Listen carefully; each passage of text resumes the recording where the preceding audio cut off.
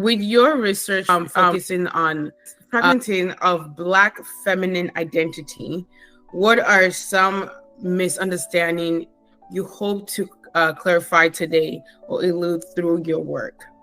I talk about the fragility of the Black female identity, and it comes based upon images through the media, old and new, and just being resurfaced and recycled. This cyclication of these particular visuals. Mm-hmm. And one visual in particular, or imagery, is the auction block, the slave auction block, which is, of course, American slavery.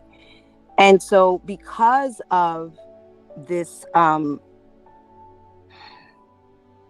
this interplay between those on the auction block and those auctioning those individuals, in that imagery, we see that in people's DNA today.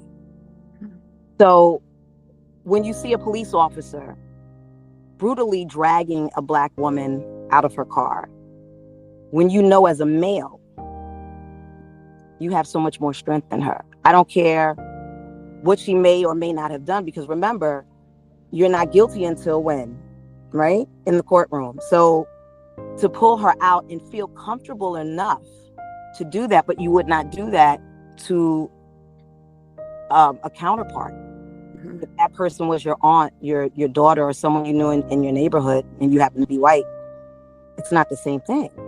Yeah. You know, the audacity to commandeer someone's space when you're talking to them. And I'm putting you in the mind of the auctioneer, right?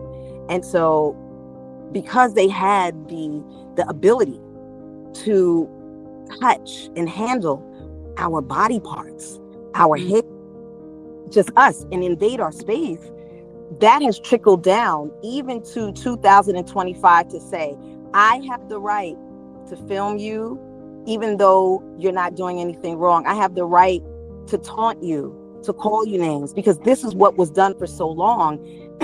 And not only do we see it in movies, but we see it in there are codes and roles that have been placed into these visuals that trigger these reactions based on what has traveled through the DNA of many of these auctioneer ancestors to the present day individual. Yeah, and when you talk, I hear the lack of humanity there.